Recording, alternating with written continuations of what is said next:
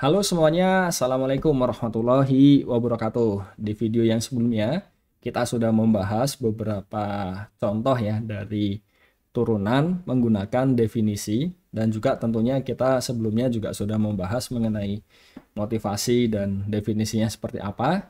Nah, sekarang kita akan melihat lebih jauh ya, karena tidak mungkin kan nanti setiap kali kita menghitung turunan harus menggunakan definisi. Tapi sebelum kita beranjak, kita ingin melihat notasi dari turunan terlebih dahulu. Jadi kalau kita punya Y ini sama dengan Fx, ya kan? Jadi kita punya apa? F aksennya ini dapat dinyatakan dalam bentuk ini ya. Dan sebenarnya ini itu ya dia sama saja ini ya. Kalau kita lihat dari definisinya itu limit X mendekati. Misalkan ini dia punya turunan di suatu titik, nanti misalkan titiknya C, dia akan sama nilainya. Jadi di sini ketika X mendekati C, karena prinsipnya sama kan.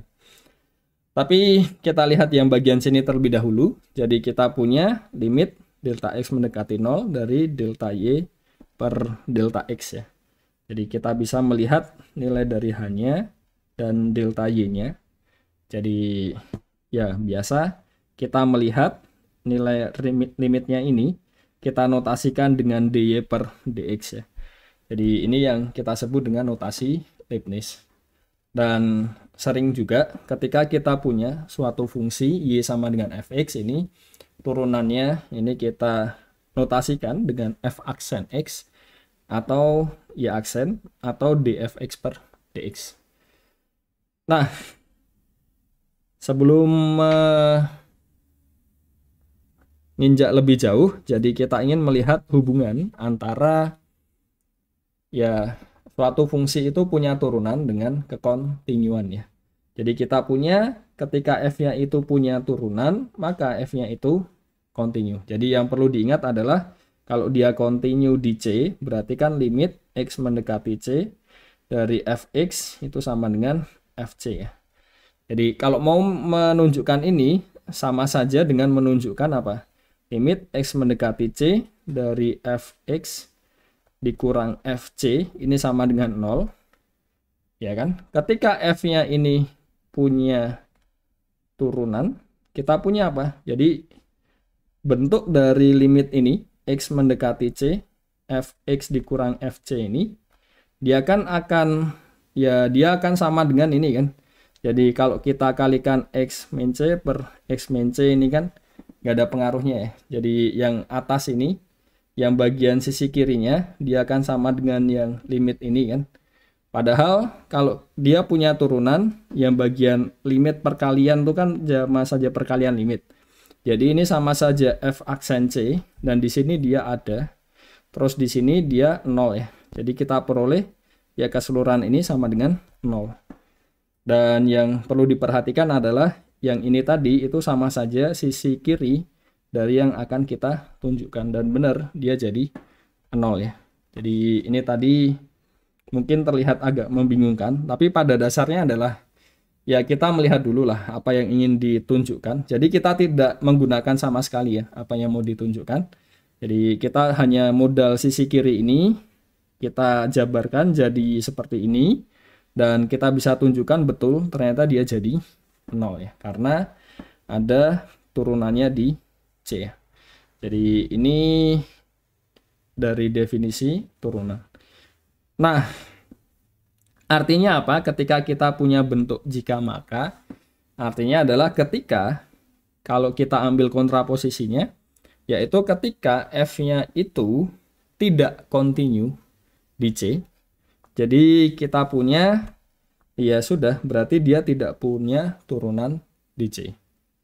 Tapi yang jadi masalah adalah bagaimana dengan konversinya. Apakah ketika dia kontinu pasti punya turunan? Nah ini bisa kita lihat ya.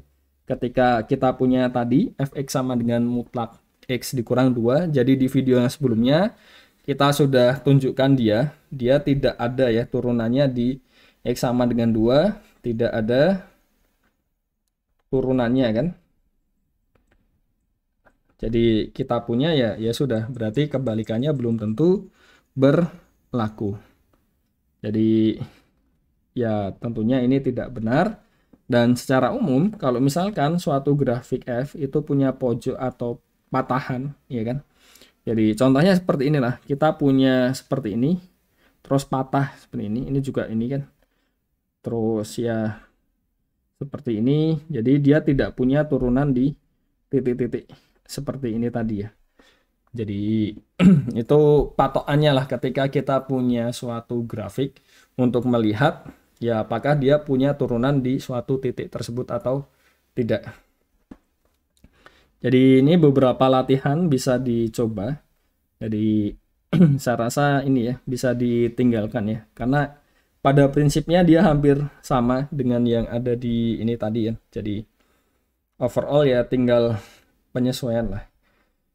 Oke, kita akan melihat beberapa aturan turunan supaya lebih mudah ya. Jadi karena tidak mungkin kan apa-apa dikembalikan ke definisi, itu terlalu panjang nantinya. Jadi misalkan kita punya 3 buah fungsi yang bernilai real dan dapat diturunkan di interval i, dan kita punya k ini adalah suatu bilangan real, jadi turunan dari fungsi konstan itu 0 ya. Cara membuktikannya bagaimana ya sama, kita ambil saja limit h mendekati 0 fx plus h begitu kan, dikurang fx dibagi h kan. Jadi kita punya limit h mendekati 0, fx-nya apa? K. Fx-nya lagi, fx plus h itu k, ya kan? Karena ya semua ini kan dipetakan ke k kan, ini juga k, ini h ya. Jadi kita punya ini 0. Jadi pada dasarnya ya kita kembalikan ke definisi, hanya saja kita sudah punya patokan kan jadinya di situ. Dan ini ya sekali lagi alasannya kenapa turunnya sama dengan 1. Jadi limit h mendekati 0, jadi fx plus h jadi x plus h ya. Dikurang fx berarti kan x dibagi h ya. Jadi kita punya limit h mendekati 0 dari h per h ya. Makanya kita peroleh di sini jadi 1. Jadi alasan-alasannya ini sebenarnya semuanya dikembalikan ke definisinya, termasuk yang bagian ini. Jadi kita punya ketika fx-nya sama dengan x pangkat n, dengan n-nya suatu bilangan rasional, nanti turunannya adalah mudahnya itu pangkatnya di sini turun, terus pangkatnya dikurang 1. Terus kalau misalkan kita punya turunan dari kelipatan suatu konstanta, jadi ya k dikalikan turunannya. Kalau misalkan kita punya turunan dari jumlahan 2 buah fungsi, kita bisa turunkan dulu, setelah itu baru dijumlah. Selisihnya juga sama seperti itu, tapi hasil kalinya di sini harus diperhatikan. Jadi turunan dari u kali v itu jadi u aksen v ditambah uv aksen. Dan hasil baginya tentunya ini ya, penyebutnya di sini tidak boleh 0 ya. Jadi ini harusnya v ya, vx. Karena di sini penyebutnya yang v. Jadi kita punya apa? Turunannya u per v itu jadi u aksen v dikurang uv aksen dibagi v kuadrat. Jadi seperti itu untuk aturannya. Ini beberapa contoh kita ingin mencari turunannya. Misalkan yang nomor 1. Jadi fx ini 3x kuadrat dikurang 6x ditambah 7. Jadi bagaimana cara mencari turunannya? Tadi kita tahu ya, kalau di sini kan 3x kuadrat, jadi 3 dikali turunan x kuadrat. Nah, kita punya x pangkat 2, turunannya apa? Di sini 2, x pangkatnya dikurang 1. Terus di sini juga sama, 6x, 6 dikali turunannya x itu kan 1 tadi, dan di sini plus 7, turunannya 7 itu 0. Jadi kita memanfaatkan sifat aturan penjumlahan, jadi masing-masingnya ini dan selisih juga ya, jadi masing-masingnya ini kita turunkan, baru dijumlah dan dicari selisihnya. Terus kita juga menggunakan yang perkalian ini, yang konstanta tadi, kelipatan konstanta, dan ya kita gunakan yang x pangkat n juga, dan turunan yang x ya. Pada dasarnya seperti itu yang kita lakukan. Tapi kalau misalkan sudah mulai terbiasa ya tidak perlu sampai sedetail ini juga. Jadi kita punya ini turunannya jadi 6x dikurang 6 ya. Seperti itu. Nah, bagaimana dengan nomor 2? nomor 2 ini kita punya dua pilihan. Pertama kita bisa kalikan dulu, kan nggak ada masalah kan, jadi bisa kita kalikan dulu. Jadi kalau ini kita kalikan kan jadi apa ini? X kuadrat plus X plus 1 dikurang X kuadrat plus, oh ini kalikan X dulu ya, jadi kita punya pangkat 3 plus X kuadrat plus X di sini, ya kan? Dikurang di sini, dikalikan min 1 ya, ini semuanya. Jadi kita punya X kuadrat dikurang X dikurang 1, yang di sini kita peroleh apa? X pangkat 3, X kuadratnya cancel, X-nya juga cancel ya, dikurang 1 ya. Jadi kita bisa dapatkan f aksen X-nya, jadi 3-nya turun, pangkatnya dikurang 1 jadi 2. Ini 0 ya, jadi habis. Atau kita juga bisa menggunakan yang U kali V. Jadi kalau kita pakai U kali V jadi seperti apa? Jadi ini cara 1 ya tadi ya. Ini cara 1, terus kita lihat cara 2. Kalau kita pakai U kali V bisa langsung tanpa harus mengalihkan. Jadi kita punya di sini kita peroleh jadi apa? F aksen X. Jadi ini misalkan bentuk U-nya, ini bentuk V-nya, jadi U aksen V dikurang ditambah UV aksen ya. Jadi turunan dari X min 1, jadi kita punya apa? Turunannya X itu 1 dikurang 0 gini, kali V, V-nya adalah X kuadrat plus X plus 1, ditambah UV aksen ya. Jadi U-nya adalah X min 1, V aksennya apa? Kita punya turunan X kuadrat itu 2X, ditambah turunan X-nya 1 ya, tambah 0. Jadi kita punya di sini X kuadrat plus X plus 1, ditambah di sini ada X min 1 kali 2X plus 1, yang kalau kita coba jabarkan, jadi kita punya di sini apa? 2X kuadrat tambah X ya, dikurang 2X dikurang 1 ya. Jadi kita punya 2X kuadrat sama X kuadrat, ini 3X kuadrat, X sama X, 2X dikurang 2X habis, terus kita punya 1 kurang 1 habis. Jadi hasilnya dia sama ya.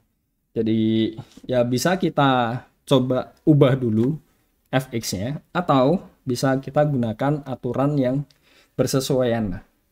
Nah kalau yang seperti ini juga sama ya, seperti itu tadi. Jadi ada dua pilihan. Jadi kalau cara satunya ya bisa kita bagi dulu, ya kan? Ini X pangkat 3 per 2.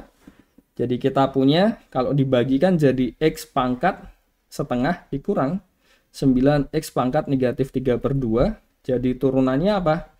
Kita punya setengah X kurangi 1 negatif setengah, dikurang kita punya ini ya, min plus ya di sini ya. Jadi plus di sini 3 per 2 X, ini dikurang 1 minus 5 per 2 ya.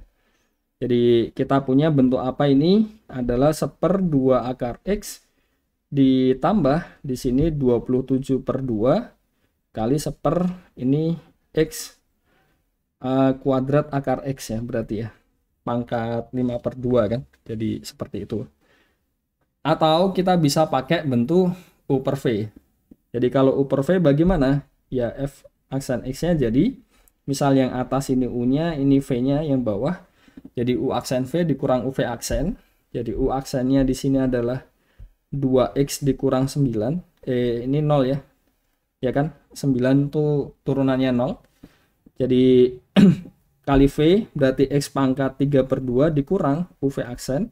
X kuadrat kurang 9. Turunannya yang bawah apa ini? X pangkat 3 per 2, turunannya adalah 3 per 2, X pangkat dikurang 1 setengah ya berarti ya, dibagi V kuadrat. Ini X pangkat 3 per 2 dikuadratkan, jadi kita punya X kuadrat kali X berarti X pangkat 3 ya. Ya kan? Jadi kalau dihitung nanti ya akan samalah seperti yang di atas. Jadi ya sekali lagi ada dua cara untuk menghitungnya. Bisa disederhanakan dulu baru diinikan. Tapi yang jadi masalah adalah, nah di banyak kasus itu cara satu ini tidak mudah untuk lakukan. Makanya kita perlu untuk mempertimbangkan yang cara kedua dan membiasakan juga cara yang kedua tadi. Jadi ini bisa dicoba.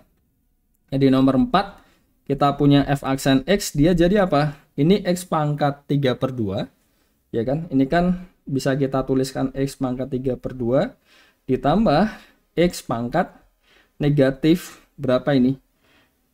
Kita punya 5/2 ya kan? Jadi turunannya jadi 3/2 x pangkat setengah dikurang 5/2 x pangkat, di sini dikurang 1 berarti 7/2. Nah, seperti contohnya ini kalau misalkan mau disederhanakan juga jadi sulit. Tapi ya sebenarnya bisa dikalikan faktor sekawan juga ya. Cuma kita pakai U per V saja supaya lebih ringkas ya. Jadi kita punya apa? F aksen X-nya jadi U aksen V dikurang UV aksen dibagi V kuadrat. U aksennya adalah setengah X pangkat dikurangi 1 negatif setengah dikali V X dikurang akar X dikurang UV aksen. Jadi akar X dikali turunan yang bawah, turunan X itu 1 dikurang turunannya akar X setengah X pangkat min setengah gitu kan, dibagi V kuadrat, berarti X dikurang akar X pangkat 2. Jadi ini tinggal disederhanakan. Nah, itu kurang lebih lah untuk beberapa aturan dari turunan dan bagaimana cara menggunakannya untuk menghitung turunan dari suatu fungsi. Jadi ini saya cukupkan saja untuk video ini supaya tidak terlalu panjang. Semoga dapat dipahami dengan baik. Sampai jumpa di video berikutnya. Wassalamualaikum warahmatullahi wabarakatuh.